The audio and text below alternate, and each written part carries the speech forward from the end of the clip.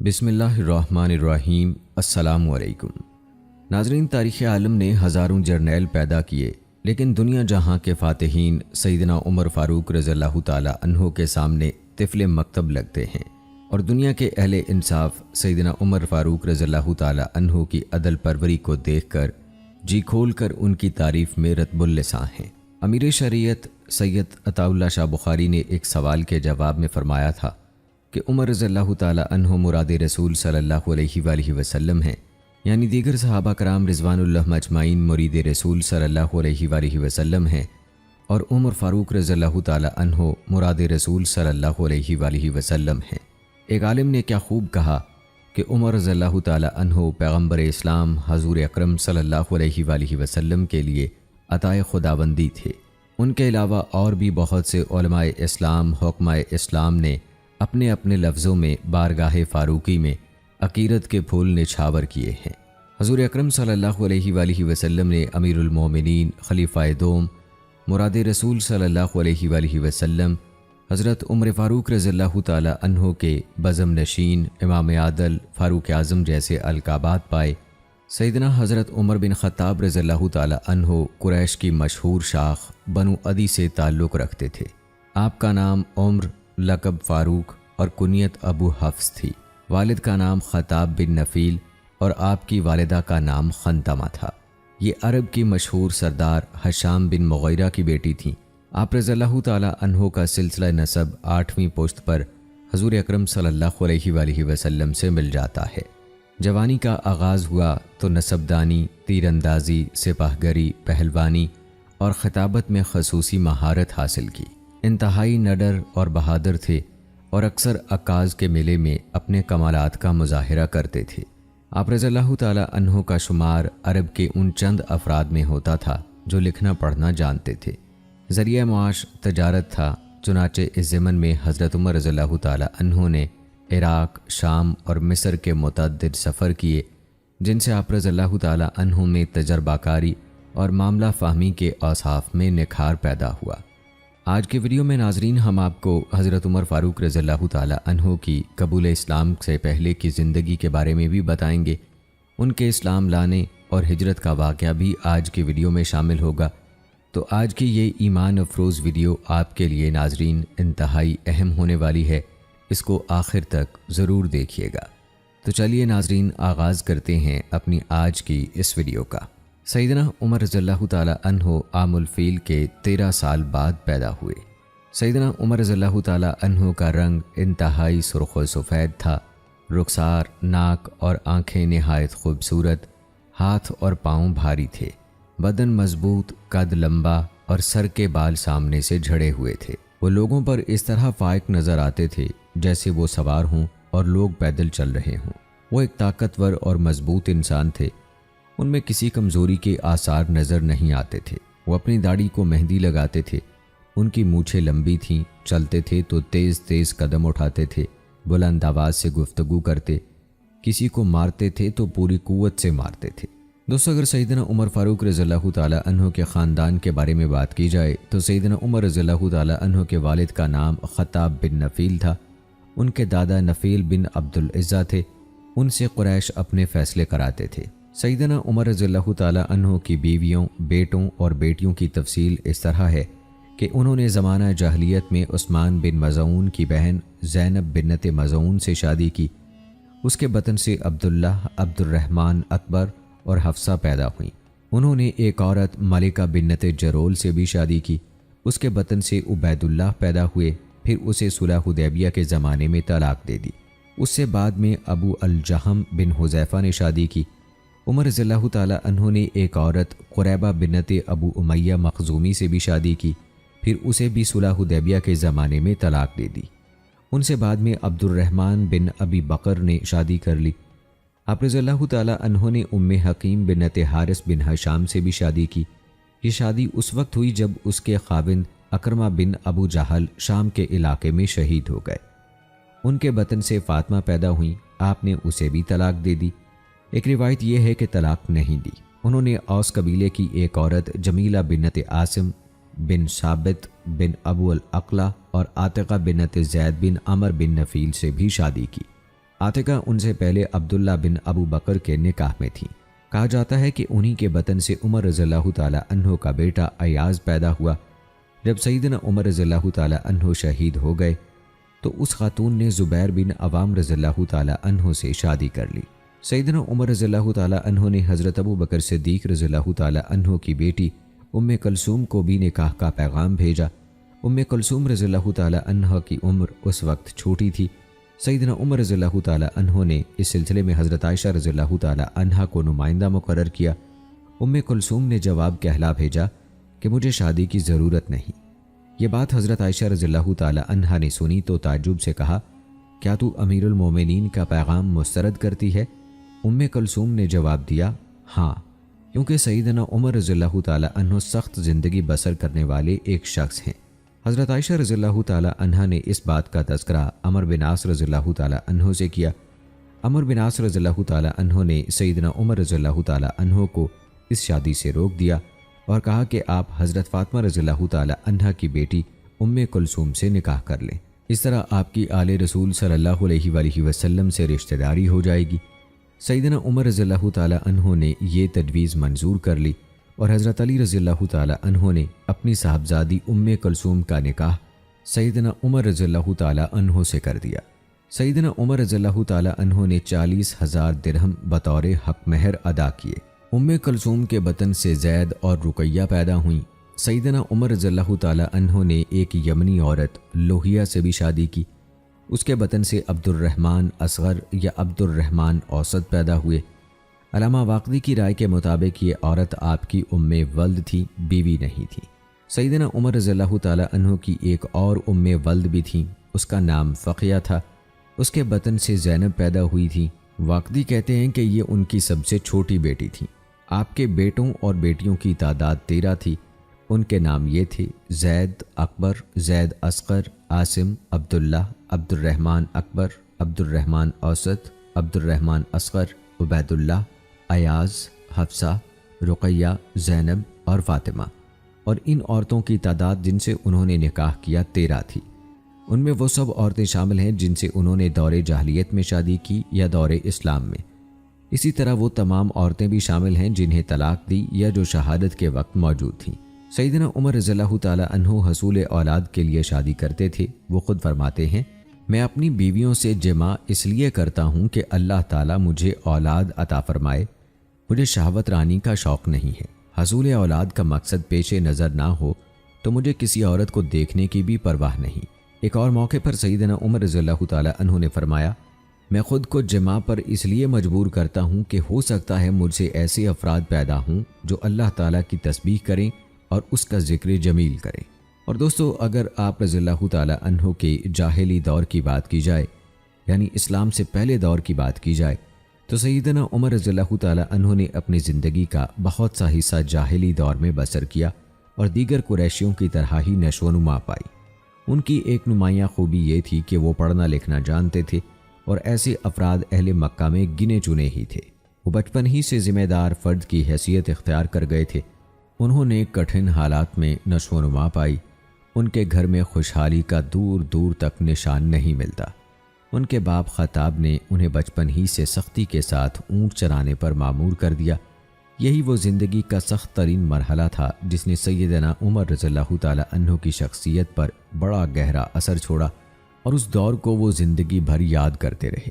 हज़रत अब्दुर्रहमान बिन हातिब फरमाते हैं, मैं सैयदना उमर बिन ख़त्ताब रज़ियल्लाहु ताला अन्हो के साथ ज़जनान नामी जगह पर था।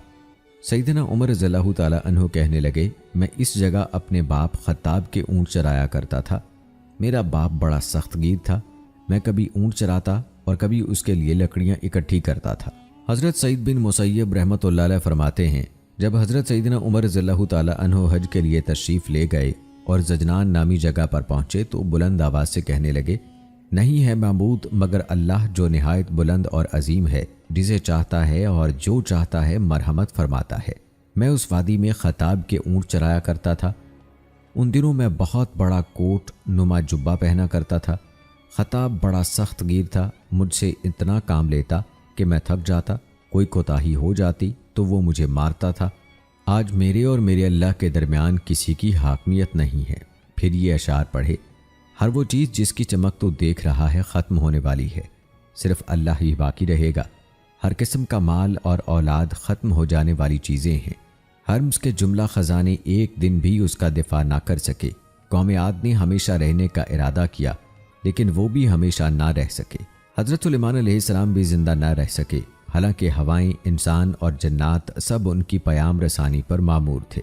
وہ بادشاہ کہاں ہیں جن کے اونٹوں کے ریوڑ ہر جہت سے انہی کی طرف ہانک کر لائے جاتے تھے؟ یہاں موت کا ایک حوض ہے جس میں بلا شبہ ہر ایک کو اترنا ہے۔ جس طرح یہ لوگ اس میں گر گئے اسی طرح ہر شخص اس میں گرے گا۔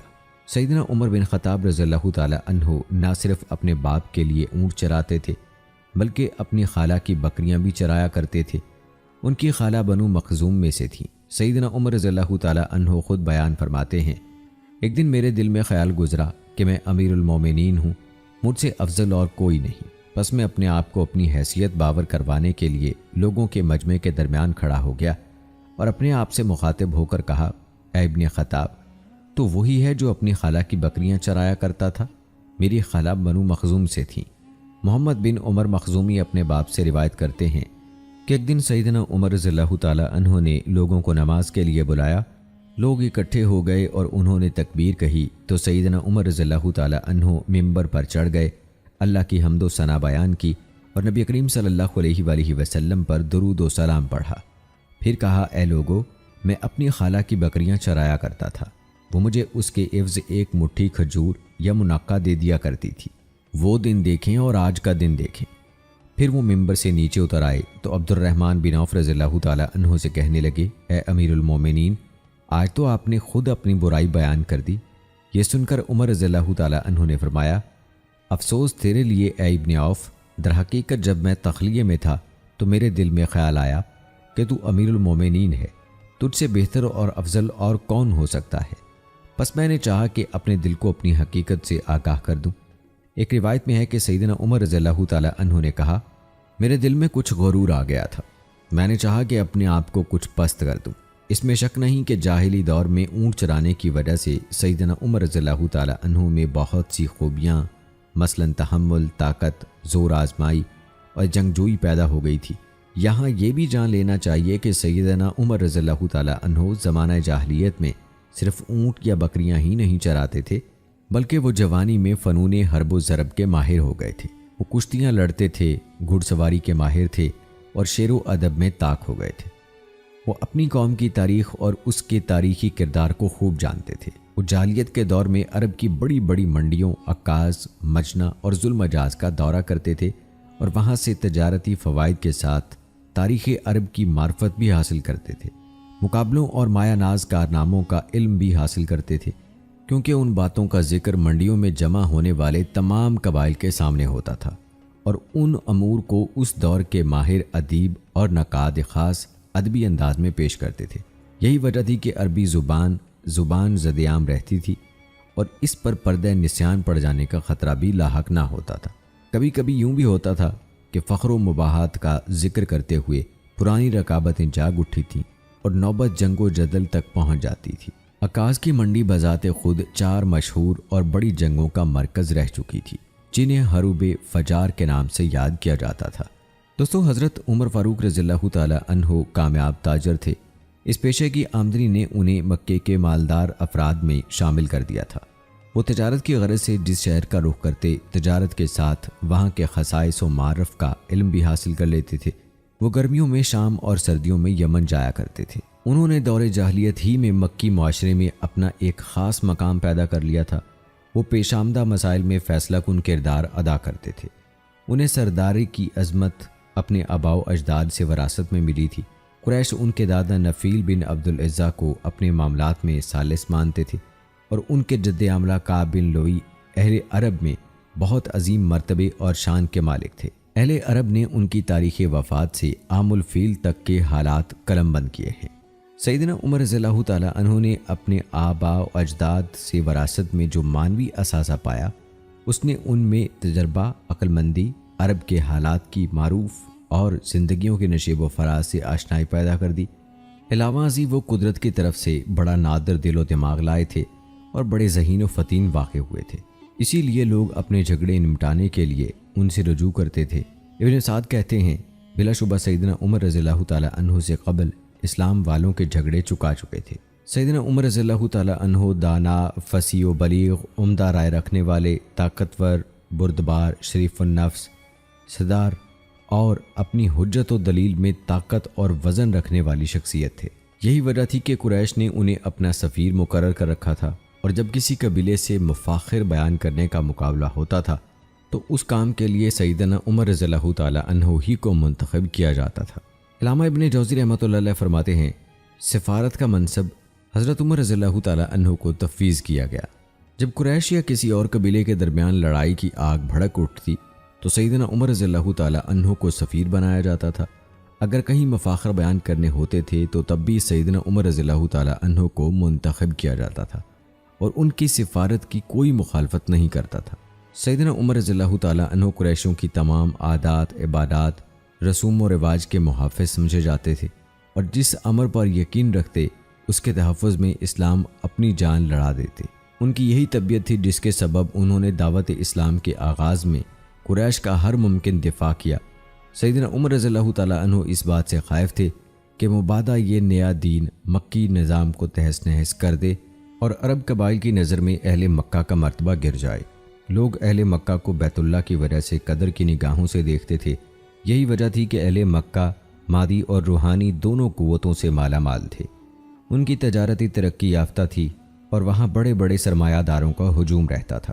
یہی وجہ تھی کہ سرمایہ دار طبقہ دعوت اسلام کا دشمن ہو گیا اور اس نے اس دین میں داخل ہونے والے کمزور لوگوں کو گردنوں سے دبوچ لیا۔ سیدنا عمر رضی اللہ تعالیٰ عنہ ان کمزور لوگوں پر ظلم کرنے میں سب سے آگے تھے۔ ایک دفعہ وہ اپنی مسلمان لونڈی کو مار رہے تھے۔ اس بیچاری کو اتنا مارا کہ خود تھک گئے اور کچھ دیر کے لیے رک گئے۔ اسی اثناء میں حضرت ابو بکر صدیق رضی اللہ تعالیٰ عنہ وہاں سے گزرے۔ انہوں نے اس مسلمان لونڈی کو خرید کر اس وقت آزاد کر دیا۔ سیدنا عمر رضی اللہ تعالیٰ عنہ نے دور جاہلیت میں ایک لمبی زندگی گزاری تھی۔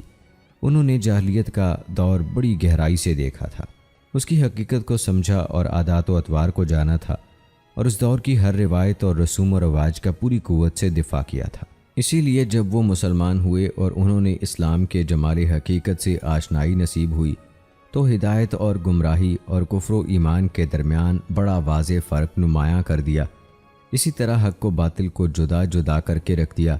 انہی کا ایک مشہور قول ہے، بلا شبہ اس وقت اسلام کے کڑے ایک ایک کر کے توڑ دیے جائیں گے جب اسلام میں ایسے لوگ پیدا ہو جائیں گے جو جاہلیت کو نہ جانتے ہوں۔ دوستو، یہ تھا تذکرہ حضرت عمر رضی اللہ تعالیٰ عنہ کے قبول اسلام سے پہلے کا۔ آئیے اب تذکرہ کرتے ہیں ان کے قبول اسلام اور ان کی ہجرت کے حوالے سے۔ سیدنا عمر رضی اللہ تعالیٰ عنہ کے دل میں سب سے پہلے ایمان کی کرن اس وقت پھوٹی جب ہجرت حبشہ کا موقع آیا۔ سیدنا عمر رضی اللہ تعالیٰ عنہ نے دیکھا کہ قریش کی چند عورتیں مکہ مکرمہ سے ہجرت کی تیاری کر رہی ہیں۔ وہ سیدنا عمر رضی اللہ تعالیٰ عنہ اور ان جیسے دوسرے افراد کی اذیت رسانیوں سے بہت پریشان تھیں اور اپنے آبائی شہر سے دور جا رہی تھیں۔ انہیں دیکھ دیکھ کر سیدنا عمر رضی اللہ تعالیٰ عنہ کا دل نرم پڑ گیا۔ انہیں ان عورتوں پر رحم آیا، انہیں ان کے ضمیر نے ملامت کی اور ان عورتوں سے ایسی ہمدردانہ باتیں کیں کہ یہ خواتین سیدنا عمر رضی اللہ تعالیٰ عنہ سے ایسے سلوک کی ہرگز امید نہیں رکھتی تھیں۔ عبداللہ بنت حنتمہ فرماتی ہیں کہ جب ہم نے ہجرت حبشہ کا ارادہ کیا تو سیدنا عمر رضی اللہ تعالیٰ عنہ میرے پاس آئے۔ ہم عمر رضی اللہ تعالیٰ عنہ کی طرف سے بڑی تنگی، تکلیف اور ظلم برداشت کر چکی تھیں۔ عمر رضی اللہ تعالیٰ عنہ نے مجھ سے کہا، کیا کوچ کرنے کا ارادہ ہے اے عبداللہ؟ میں نے کہا ہاں، اللہ کی قسم ہم اللہ کی زمین میں نکل جائیں گے یہاں تک کہ اللہ ہمارے لیے کشادگی کا سامان فراہم فرما دے۔ تم نے ہمیں تکلیف دی ہے، ہم پر ظلم کے پہاڑ توڑے ہیں۔ میری بات سن کر عمر رضی اللہ تعالیٰ عنہ نے دعائیہ کلمات کہے کہ اللہ تمہارا نگہبان ہو۔ میں نے عمر رضی اللہ تعالیٰ عنہ کو اس دن ایسی رقت آمیز حالت میں دیکھا کہ اس سے پہلے کبھی نہ دیکھا۔ عامر بن ربیعہ کسی ضروری کام کے لیے کہیں گئے ہوئے تھے۔ جب وہ واپس آئے تو میں نے سارا قصہ کہہ سنایا۔ عامر نے کہا، شاید تیرا خیال ہے کہ عمر مسلمان ہو جائے گا؟ میں نے کہا ہاں، میرا یہی خیال ہے۔ اس نے کہا، یہ اس وقت تک مسلمان نہیں ہوگا جب تک خطاب کا گدھا مسلمان نہ بن جائے۔ اس واقعے سے عمر رضی اللہ تعالیٰ عنہ کے دل پر بڑا گہرا اثر پڑا۔ وہ یہ سوچنے پر مجبور ہو گئے کہ میرا سینہ بلا وجہ ہی تنگ اور بند ہو چکا ہے۔ آخر وہ کون سی سختی، اذیت اور آزمائش ہے جسے ان لوگوں نے چپ چاپ برداشت نہ کیا ہو، لیکن پھر بھی یہ لوگ اپنے نئے دین پر ڈٹے ہوئے ہیں۔ آخر یہ کیسے زبردست خرق عادت قوت ہیں۔ سیدنا عمر رضی اللہ تعالیٰ عنہ یہ باتیں سوچتے سوچتے غمگین ہو گئے اور ان کے دل میں بے قراری کی لہر دوڑ گئی۔ عمر رضی اللہ تعالیٰ عنہ اس واقعے کے کچھ دن بعد ہی مسلمان ہو گئے۔ ان کے اسلام لانے میں بنیادی طور پر نبی کریم صلی اللہ علیہ وآلہ وسلم کی دعا کا اثر تھا۔ نبی کریم صلی اللہ علیہ وآلہ وسلم نے دعا فرمائی تھی، اے اللہ، ابو جہل بن ہشام یا عمر بن خطاب میں سے جو تجھے محبوب ہے اسے اسلام کی توفیق دے کر اسلام کو قوت عطا فرما۔ سیدنا عمر بن خطاب رضی اللہ تعالیٰ عنہ اللہ کو محبوب تھے۔ اللہ تعالیٰ نے ان کے لیے قبول اسلام کے اسباب فراہم فرما دیے۔ حضرت عبداللہ بن عمر رضی اللہ تعالیٰ عنہ فرماتے ہیں، سیدنا عمر رضی اللہ تعالیٰ عنہ کی زبان سے جب بھی یہ جملہ نکلتا کہ میرا گمان اس طرح ہے تو وہ گمان سچ ثابت ہو جاتا۔ ایک دفعہ عمر رضی اللہ تعالیٰ عنہ تشریف فرما تھے کہ ایک خوبصورت شکل و شباہت کا آدمی قریب سے گزرا۔ عمر رضی اللہ تعالیٰ عنہ نے اسے دیکھ کر فرمایا، میرا گمان ہے کہ یہ شخص دور جاہلیت میں کاہن تھا، اسے میرے پاس لاؤ۔ اسے عمر رضی اللہ تعالیٰ عنہ کے پاس لایا گیا تو آپ نے اس سے تصدیق چاہی۔ وہ کہنے لگا، آج میرا ایک ایسے مسلمان سے سامنا ہوا ہے کہ پہلے کبھی نہیں ہوا تھا۔ عمر رضی اللہ تعالیٰ عنہ کہنے لگے، تجھے ضرور بتانا ہوگا کہ ماضی میں تو کون تھا۔ اس نے اعتراف کیا کہ میں کاہن تھا۔ عمر رضی اللہ تعالیٰ عنہ نے اس سے سوال کیا کہ ہمیں کوئی ایسی عجیب اور انوکھی بات بتاؤ جس کی خبر تمہیں تمہارے جن نے دی ہو۔ تو وہ کہنے لگا، میں ایک دن بازار میں جا رہا تھا کہ میرا موکل جن گھبرایا ہوا میرے پاس آیا۔ اس نے کہا، کیا آپ کو خبر ہے کہ جنات ایک انقلاب آنے کے بعد کس درجے ڈرے ہوئے ہیں اور کتنے نا امید ہو گئے ہیں اور وہ اپنا رخت سفر باندھ چکے ہیں؟ سیدنا عمر رضی اللہ تعالیٰ عنہ نے فرمایا، یہ سچ کہتا ہے۔ ایک دفعہ میں ان کے معبودوں کے پاس سویا ہوا تھا، اچانک ایک آدمی آیا، اس نے بچڑا ذبح کیا، پھر ایک چیخنے والا چلایا۔ اس سے بلند چیخ میں نے پہلے کبھی نہیں سنی تھی۔ وہ کہنے لگا، ہائے کھلی دشمنی! ایک صائب الرائے اور فصیح آدمی آ گیا جو لا الہ الا اللہ کہتا ہے۔ میں وہاں سے چل دیا۔ پھر تھوڑے عرصے بعد ہم نے سنا کہ ایک نبی کا ظہور ہوا ہے۔ دوستو، سیدنا عمر رضی اللہ تعالیٰ عنہ کے اسلام لانے کے بارے میں بہت سی روایات وارد ہیں، لیکن سند کے اعتبار سے اکثر روایات میں کلام ہے اور وہ صحت کے درجے تک نہیں پہنچتی۔ سیرت کی کتابوں اور تاریخ سے لی جانے والی روایات کو سامنے رکھتے ہوئے ہم سیدنا عمر رضی اللہ تعالیٰ عنہ کے اسلام لانے اور پھر اسلام کا اعلان کرنے کے بارے میں آپ کو روایات بتاتے ہیں۔ سب سے پہلے بات کرتے ہیں سیدنا عمر بن خطاب رضی اللہ تعالیٰ عنہ کے اس واقعے کا کہ جب انہوں نے رسول اللہ صلی اللہ علیہ وآلہ وسلم کے قتل کا ارادہ کیا تھا۔ یہ ان کے اسلام قبول کرنے سے پہلے کا واقعہ ہے۔ ایک دفعہ قریش ایک مجلس میں جمع ہوئے، انہوں نے نبی کریم صلی اللہ علیہ وآلہ وسلم کے بارے میں غور و فکر کیا اور کہنے لگے، کون ہے جو محمد کو قتل کرنے کی ذمہ داری لے؟ سیدنا عمر رضی اللہ تعالیٰ عنہ نے کہا، میں یہ ذمہ داری قبول کرتا ہوں۔ اس پر سب متفق ہو گئے۔ سیدنا عمر رضی اللہ تعالیٰ عنہ سخت گرمی میں دوپہر کو تلوار سونت کر گھر سے نکل پڑے اور نبی کریم صلی اللہ علیہ وآلہ وسلم اور ان کے جانثاروں کا رخ کیا، جن میں ابو بکر رضی اللہ تعالیٰ عنہ، علی رضی اللہ تعالیٰ عنہ اور حمزہ رضی اللہ تعالیٰ عنہ جیسے جلیل القدر حضرات شامل تھے۔ یہ وہ لوگ تھے جو حبشہ کی طرف ہجرت نہ کر سکے۔ سیدنا عمر رضی اللہ تعالیٰ عنہ کو کسی نے خبر دی کہ یہ سب صفا کے نشیب میں واقع دار ارقم میں جمع ہیں۔ راستے میں عمر رضی اللہ تعالیٰ عنہ کی ملاقات نعیم بن عبداللہ سے ہوئی۔ اس نے پوچھا، عمر کہاں جا رہے ہو؟ عمر رضی اللہ تعالیٰ عنہ نے کہا، میں اس بے دین کو قتل کرنے جا رہا ہوں جس نے قریش میں تفرقہ ڈالنے کی کوشش کی ہے، ان کی عقلوں کو ناقص گردانا ہے، ان کے دین میں عیب نکالے ہیں اور ان کے معبودوں کو گالی دی ہے۔ یہ سن کر نعیم نے کہا، آپ بہت غلط راستے پر چل رہے ہیں، آپ نے جان کو دھوکے میں ڈالا ہے۔ غور کریں، آپ تمام بنو عدی کو ہلاکت میں ڈال رہے ہیں۔ کیا آپ کو علم نہیں کہ بنو عبد مناف آپ کو زندہ نہیں چھوڑیں گے؟ اسی بحث و مباحثے میں دونوں کی آوازیں بلند ہونے لگیں۔ عمر رضی اللہ تعالیٰ عنہ کہنے لگے، مجھے محسوس ہو رہا ہے کہ تو بھی بے دین ہو گیا ہے۔ اگر مجھے یقین ہو جائے کہ تو بے دین ہو گیا ہے تو میں پہلے تیری گردن اتار دوں۔ جب نعیم بن عبداللہ نے دیکھا کہ سیدنا عمر اپنے ارادے سے باز آنے والے نہیں تو انہوں نے کہا، اے عمر، میں آپ کو یہ خبر دیتا ہوں کہ آپ کے بہنوئی اور ان کے تمام اہل خانہ مسلمان ہو چکے ہیں اور آپ بدستور اپنی گمراہی پر اڑے ہوئے ہیں۔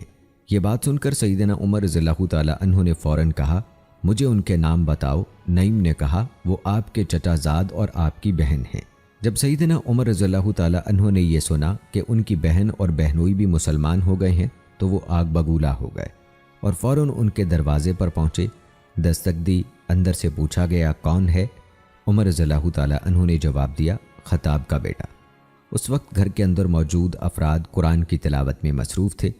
انہوں نے جو سیدنا عمر رضی اللہ تعالیٰ عنہ کی آواز سنی تو جلدی سے چپ گئے اور وہ صفحہ اسی طرح پڑا رہ گیا جس پر قرآنی آیات لکھی ہوئی تھی۔ سیدنا عمر رضی اللہ تعالیٰ عنہ نے گھر میں قدم رکھا۔ بہن نے عمر رضی اللہ تعالیٰ عنہ کے تیور دیکھے تو جلدی سے اسے چھپا لیا۔ سیدنا عمر رضی اللہ تعالیٰ عنہ نے پوچھا یہ بھن بھناہٹ کیسی تھی جو میں نے ابھی سنی ہے؟ اہل خانہ اس وقت سورہ طٰہٰ پڑھ رہے تھے۔ انہوں نے کہا کیا آپ کوئی اور بات نہیں کر سکتے؟ تو سیدنا عمر رضی اللہ تعالیٰ عنہ نے فوراً کہا محسوس ہوتا ہے تم بے دین ہو چکے ہو۔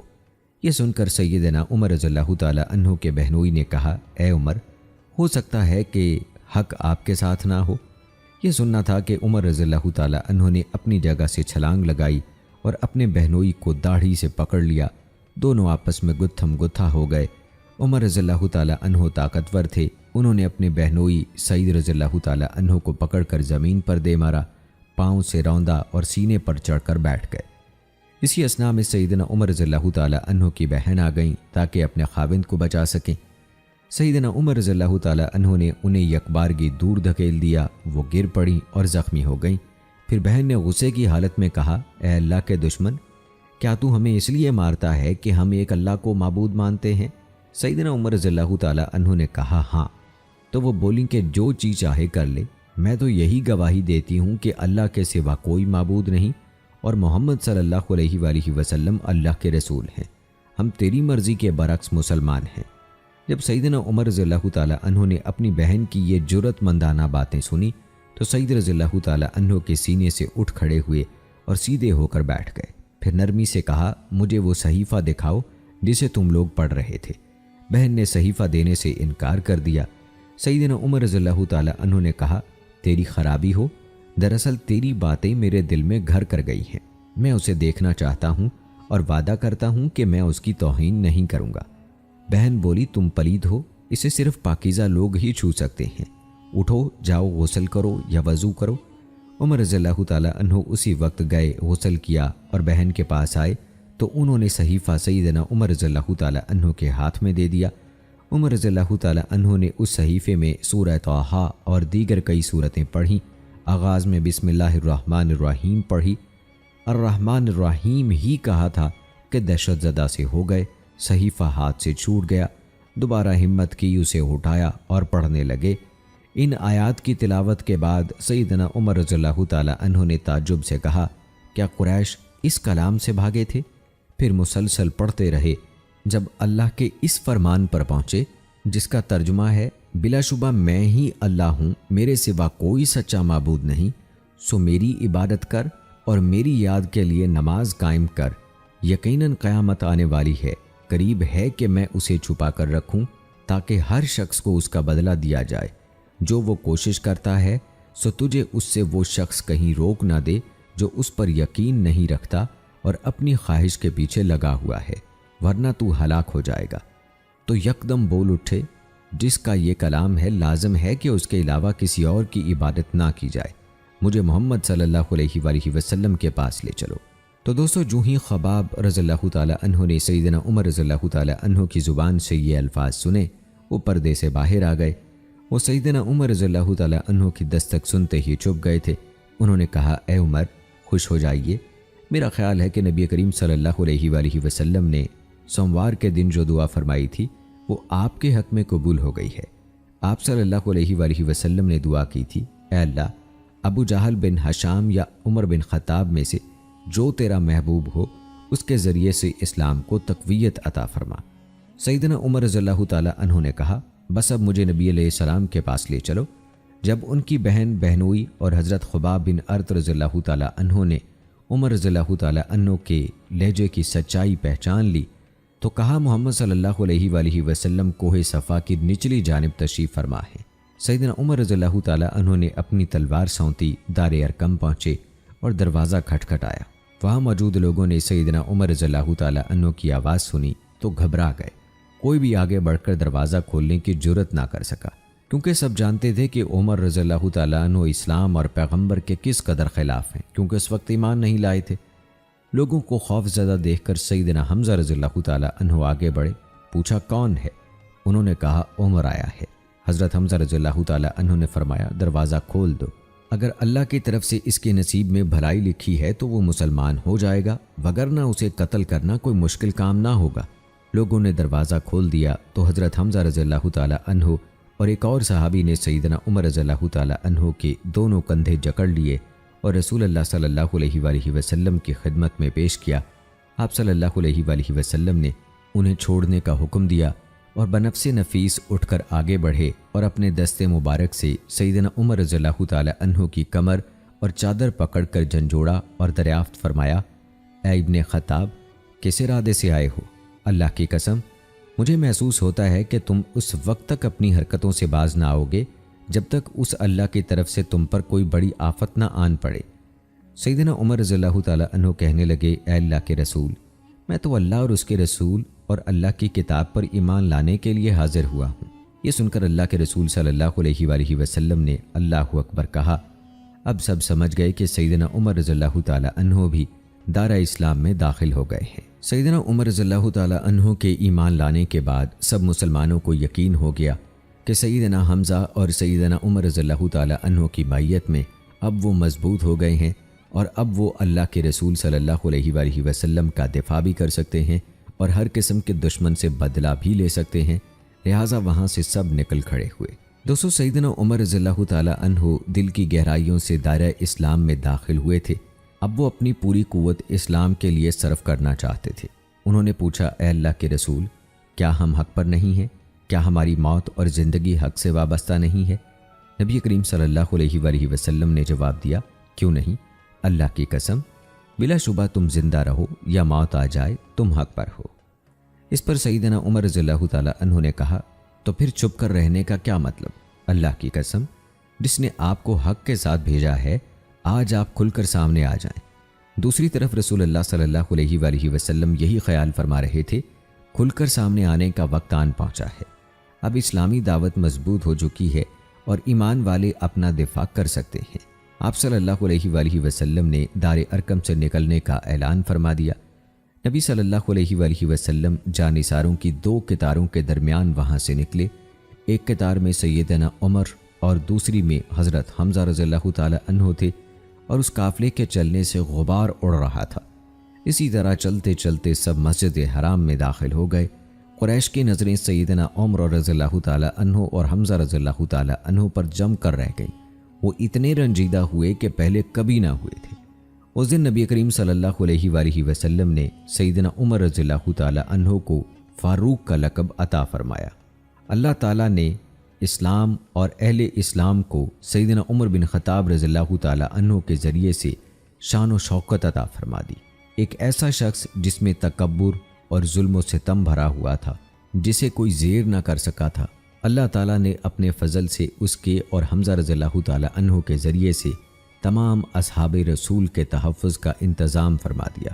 سیدنا عمر رضی اللہ تعالیٰ عنہ جب اپنے اس قافلے کے ساتھ مشرکین کے پاس پہنچے تو انہیں چیلنج کیا، ان سے لڑائی لڑی اور تمام مسلمانوں کے لیے بیت اللہ کے سامنے نماز پڑھنے کا موقع فراہم کیا۔ سیدنا عمر رضی اللہ تعالیٰ عنہ نے مشرکین کو غمزدہ کر دیا۔ وہ خود فرماتے ہیں، میرا دل چاہتا تھا کہ میں کفر کے سرداروں کو اپنے اسلام لانے کی خبر دے دوں۔ میں اپنے ماموں ابو جہل کے گھر پہنچا، وہ مکہ کا سردار تھا۔ اس کے دروازے پر دستک دی، اس نے پوچھا کون ہے؟ میں نے کہا خطاب کا بیٹا۔ یہ سن کر وہ باہر نکلا۔ میں نے اس سے پوچھا، کیا تجھے معلوم ہے کہ میں اپنا پہلا دین چھوڑ چکا ہوں؟ اس نے حیرت سے پوچھا، کیا واقعی تو نے ایسا کیا ہے؟ میں نے کہا ہاں۔ تو اس نے کہا ایسا ہرگز نہ کرنا۔ میں نے کہا میں تو ایسا ہی کروں گا۔ ابو جہل دوبارہ یہی الفاظ کہتا ہوا دروازہ بند کر کے اندر چلا گیا۔ میں نے سوچا اتنا کافی نہیں ہے، میں ایک اور سردار کے دروازے پر پہنچا۔ دروازہ کھٹکھٹایا، اندر سے پوچھا گیا کون ہے؟ میں نے کہا خطاب کا بیٹا۔ وہ باہر آیا تو میں نے کہا کیا تجھے خبر ہے کہ میں اپنا پہلا دین چھوڑ چکا ہوں؟ اس نے کہا کیا واقعی تو نے ایسا کیا ہے؟ میں نے کہا ہاں۔ اس نے کہا ایسا مت کرنا۔ پھر وہ بھی واپس گھر میں گھس گیا اور دروازہ بند کر لیا۔ اس کے بعد بھی مجھے تسلی نہ ہوئی۔ ایک آدمی نے مشورہ دیا کہ اگر آپ اپنے اسلام کے بارے میں سب کو خبر دینا چاہتے ہیں تو اس کی ترکیب یہ ہے کہ جب لوگ حتیم میں مجلس لگا کر بیٹھیں گے تو وہاں ایک آدمی جمیل بن معمر جمحی بھی ہوگا۔ آپ اس کے پاس بیٹھ کر کہہ دیں کیا تجھے علم ہے کہ میں نے اپنا پہلا دین چھوڑ دیا ہے؟ میں نے ایسا ہی کیا۔ اس نے سنتے ہی با آواز بلند سب کو خبردار کیا کہ سنو، خطاب کا بیٹا بے دین ہو گیا ہے۔ یہ سننا تھا کہ وہ سب مجھ پر ٹوٹ پڑے، وہ مجھے اور میں انہیں مارنے لگا۔ ایک اور روایت میں ہے کہ عبداللہ بن عمر رضی اللہ تعالی عنہ بیان فرماتے ہیں جب سیدنا عمر رضی اللہ تعالی عنہ مسلمان ہوئے تو قریش کو خبر نہ ہوئی۔ سیدنا عمر رضی اللہ تعالی عنہ نے پوچھا مکہ میں سب سے زیادہ خبر پھیلانے والا کون ہے؟ انہوں نے بتایا کہ وہ جمیل بن معمر جمحی ہے۔ سیدنا عمر رضی اللہ تعالی عنہ فوراً اس کی طرف چل دیے۔ میں ان کے پیچھے پیچھے تھا۔ میں سمجھ بوجھ کی عمر میں تھا، جو کچھ وہ کر رہے تھے میں دیکھ رہا تھا۔ سیدنا عمر رضی اللہ تعالی عنہ جمیل کے پاس پہنچے اور کہا اے جمیل، میں مسلمان ہو گیا ہوں، اللہ کی قسم۔ یہ سننا تھا کہ اس نے سیدنا عمر رضی اللہ تعالی عنہ سے کوئی بات ہی نہ کی۔ وہ فوراً اپنی چادر گھسیٹتا ہوا کھڑا ہوا۔ سیدنا عمر رضی اللہ تعالی عنہ اس کے پیچھے اور میں عمر رضی اللہ تعالی عنہ کے پیچھے تھا۔ وہ مسجد حرام کے دروازے پر پہنچا اور چلا چلا کر کہنے لگا اے قریشیو، خبردار ہو جاؤ، خطاب کا بیٹا بے دین ہو گیا ہے۔ لوگ کعبہ کے گرد اپنی مجلسوں میں بیٹھتے تھے۔ سیدنا عمر رضی اللہ تعالی عنہ نے جب اس کی بات سنی تو بولے یہ جھوٹ بولتا ہے، میں بے دین نہیں ہوا بلکہ مسلمان ہوا ہوں، اور میں گواہی دیتا ہوں کہ اللہ کے علاوہ کوئی معبود نہیں اور محمد صلی اللہ علیہ وآلہ وسلم اللہ کے رسول ہیں۔ یہ سن کر وہ سب فوراً سیدنا عمر رضی اللہ تعالی عنہ کی طرف بڑھے۔ سیدنا عمر رضی اللہ تعالی عنہ نے عتبہ بن ربیعہ کو پکڑ کر زمین پر دے مارا۔ اس کے سینے پر چڑھ کر بیٹھ گئے اور اسے مارنے لگے۔ انہوں نے اپنی انگلیاں اس کی آنکھوں میں گھسا دیں۔ عتبہ درد کے مارے چلانے لگا، لوگ پیچھے ہٹ گئے۔ سیدنا عمر رضی اللہ تعالی عنہ کھڑے ہو گئے۔ جو بھی آگے بڑھنے کی جرت کرتا تو کوئی نہ کوئی سردار اسے منع کر دیتا۔ آہستہ آہستہ سب ڈر کے مارے پیچھے ہٹ گئے۔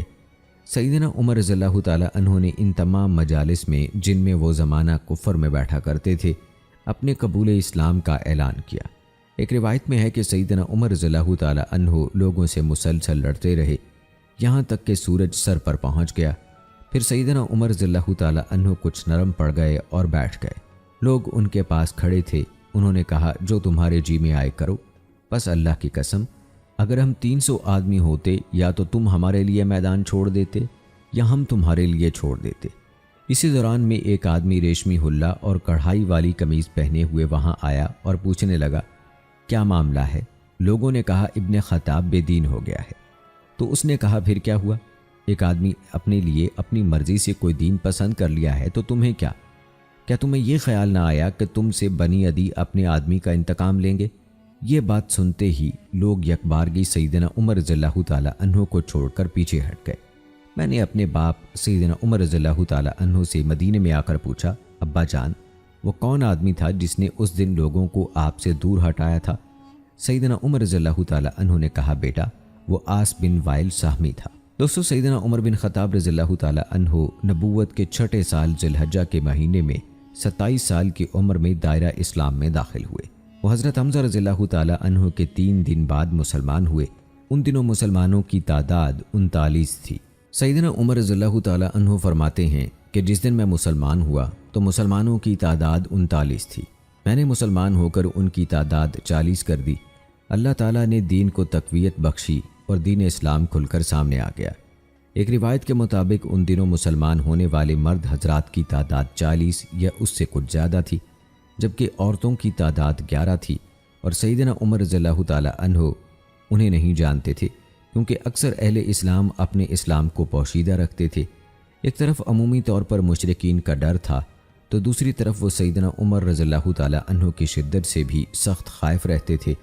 سیدنا عمر رضی اللہ تعالی عنہ نے 40 کی تکمیل کا تذکرہ کیا لیکن عورتوں کا تذکرہ نہیں کیا۔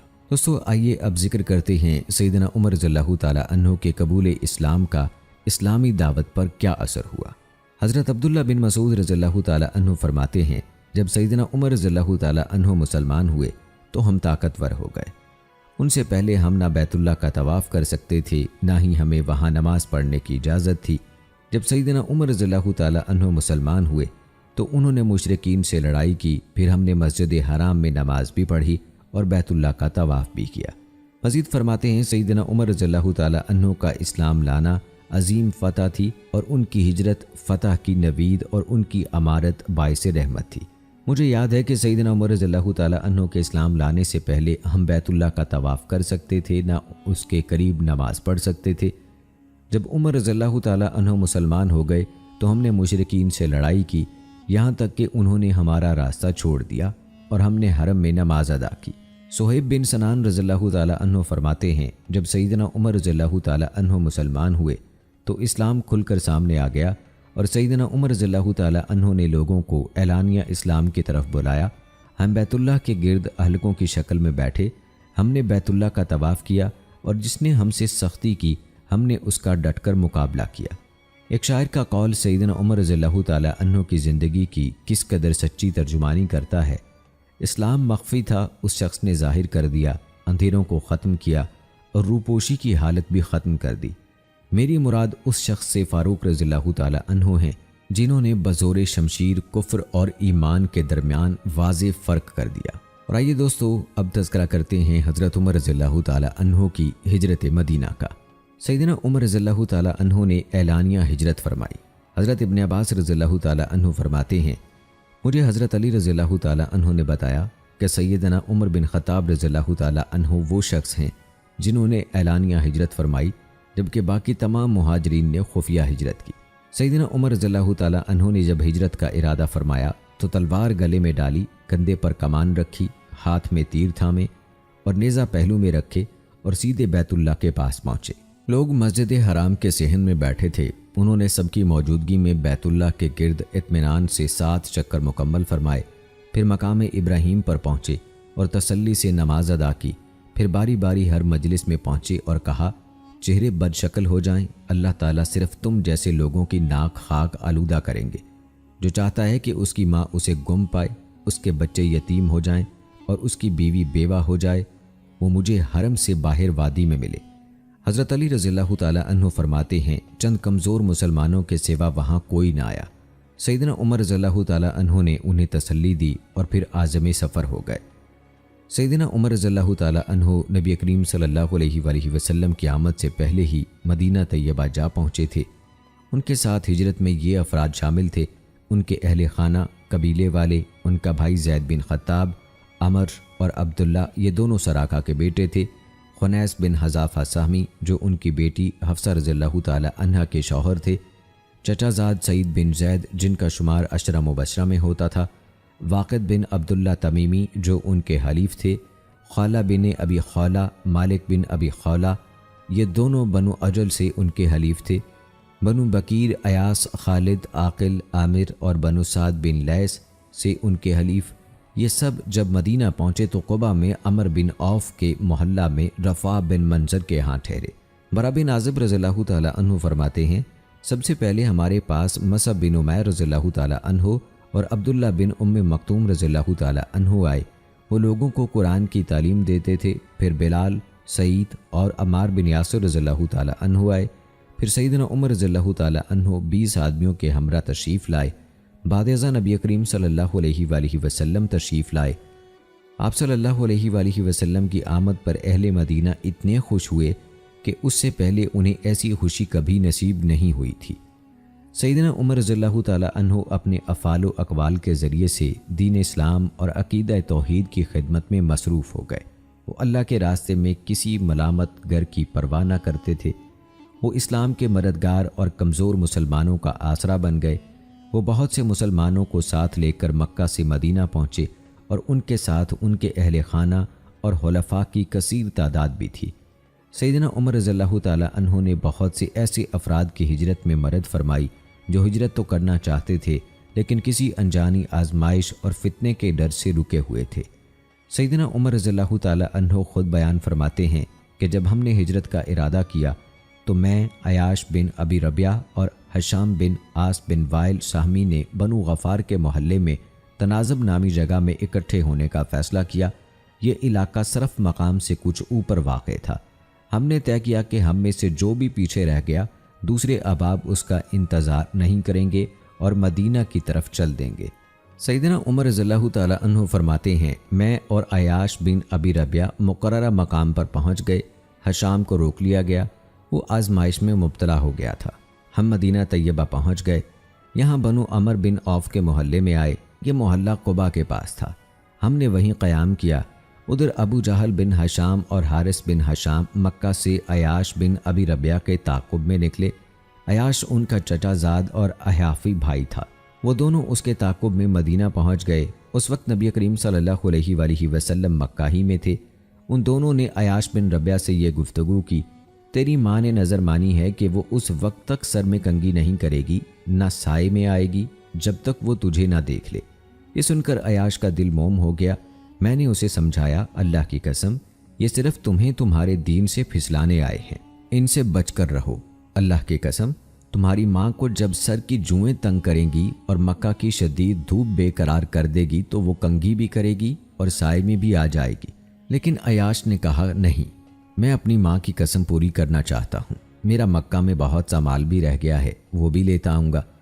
یہ سن کر سیدنا عمر رضی اللہ تعالیٰ عنہ نے فرمایا، دیکھ تجھے علم ہے کہ میرے پاس بہت زیادہ مال ہے، تو ان کے ساتھ نہ جا، میں تجھے اپنا آدھا مال دے دوں گا۔ لیکن عیاش نہ مانا، اس نے واپس جانے ہی پر اصرار کیا۔ آخر کار میں نے اس سے کہا، دیکھ اگر تو نے ان کے ساتھ واپس جانے کا پکا ارادہ کر ہی لیا ہے تو یہ میری اونٹنی لے جا، یہ بڑی اچھی اور تجربہ کار ہے، اس سے نیچے نہ اترنا۔ اگر تجھے ان سے دھوکے کے آثار نظر آئیں تو اسی اونٹنی پر نکل بھاگنا۔ عیاش اس اونٹنی پر سوار ہو کر ابو جہل اور حارث کے ساتھ واپس چل دیا۔ ابھی وہ راستے ہی میں تھے، ابو جہل نے اس سے کہا، اے میرے بھائی، اللہ کی قسم میرا اونٹ تنگ کرنے لگا ہے، کیا تو مجھے اپنے ساتھ سوار نہیں کر سکتا؟ عیاش نے کہا، کیوں نہیں؟ اس نے اونٹنے کو بٹھا دیا۔ ابو جہل نے بھی اپنا اونٹ بٹھا دیا تاکہ وہ اتر سکے اور عیاش کی اونٹنی پر سوار ہو سکے۔ لیکن اچانک اسی اثنا میں دونوں نے عیاش پر حملہ کر دیا اور اسے رسیوں سے جکڑ دیا۔ اسی حالت میں وہ اسے لے کر مکہ پہنچ گئے۔ سیدنا عمر رضی اللہ تعالیٰ عنہ فرماتے ہیں، ہم کہا کرتے تھے کہ اللہ تعالیٰ ایسے افراد سے نہ کوئی عوض قبول فرمائیں گے اور نہ ان کی توبہ قبول ہوگی جنہوں نے اپنے اللہ کو پہچان لیا، پھر واپس کفر کی سرزمین پر چلے گئے اور مصائب میں گرفتار ہو گئے۔ حتیٰ کہ خود واپس جانے والے بھی یہی کہا کرتے تھے۔ جب نبی کریم صلی اللہ علیہ وآلہ وسلم مدینہ منورہ تشریف لے آئے تو اللہ تعالیٰ نے اس ضمن میں آیات نازل فرمائیں، جس کا ترجمہ ہے، کہہ دیجئے اے میرے بندو جنہوں نے اپنی جانوں پر زیادتی کی، اللہ کی رحمت سے نا امید نہ ہو جاؤ، بے شک اللہ سب کے سب گناہ بخش دیتا ہے، بے شک وہی تو بے حد بخشنے والا نہایت رحم والا ہے، اور اپنے رب کی طرف پلٹ آؤ اور اس کے مطیع ہو جاؤ، اس سے پہلے کہ تم پر عذاب آ جائے پھر تمہاری مدد نہیں کی جائے گی، اور اس سب سے اچھی بات کی پیروی کرو جو تمہارے رب کی جانب سے تمہاری طرف نازل کی گئی ہے، اس سے پہلے کہ تم پر اچانک عذاب آ جائے اور تمہیں شعور بھی نہ ہو۔ سیدنا عمر رضی اللہ تعالیٰ عنہ فرماتے ہیں کہ میں نے یہ آیات اپنے ہاتھ سے ایک کاغذ پر لکھیں اور اسے حشام بن عاص کی طرف ارسال کر دیا۔ حشام کہتے ہیں، جب میرے پاس وہ کاغذ پہنچا تو میں ذی طوا میں تھا، میں ان آیات کو پڑھ رہا تھا اور ان پر غور کرنے کی کوشش کر رہا تھا کہ یہ کون لوگ ہو سکتے ہیں۔ میں نے اللہ تعالیٰ سے دعا کی، اے اللہ مجھے ان آیات کا مطلب اور مصداق سمجھا دے۔ اللہ تعالیٰ نے میرے دل میں یہ بات ڈال دی کہ یہ آیات تو ہمارے ہی بارے میں نازل ہوئی ہیں اور یہ وہی باتیں ہیں جو ہم اپنے بارے میں کہتے تھے اور دیگر لوگ بھی کہا کرتے تھے۔ حشام کہتے ہیں، میں فوراً اپنے اونٹ کے پاس پہنچا، اس پر سوار ہوا اور سوئے مدینہ چل پڑا اور نبی کریم صلی اللہ علیہ وآلہ وسلم کی خدمت میں جا پہنچا۔ دوستو، یہ واقعہ ہجرت سیدنا عمر رضی اللہ تعالیٰ عنہ کی ذہانت کا آئینہ دار ہے۔ انہوں نے اپنے دونوں ساتھیوں عیاش بن ابی ربیعہ اور حشام بن عاص بن وائل سہمی کے ساتھ مل کر کتنا کامیاب پروگرام بنایا۔ یہ تینوں فرد جدا جدا قبیلے سے تعلق رکھتے تھے اور جس مقام پر اکٹھا ہونا طے پایا وہ مکہ سے بہت دور طریقے مدینہ پر حرم کی حدود سے باہر تھا۔ انہوں نے وقت اور جگہ کا تعین کیا اور کہا کہ اگر کوئی فرد وہاں نہ پہنچ پائے تو باقی دونوں ساتھی بلا انتظار روانہ ہو جائیں، کیونکہ نہ آنے والا ساتھی ضرور روک لیا گیا ہوگا۔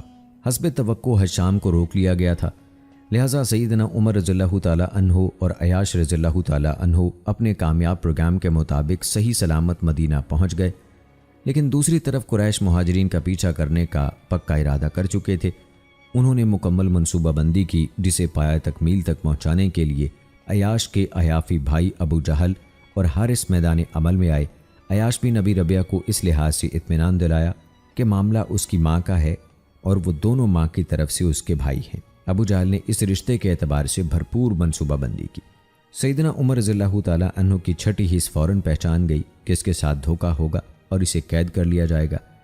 ये वाक़या उमर रज़ियल्लाहु ताला अन्हु की बेखता फरासत का रोशन सबूत है। उमर रज़ियल्लाहु ताला अन्हु अख़ुव्वत इस्लामी के अजीम पैकर नज़र आते हैं।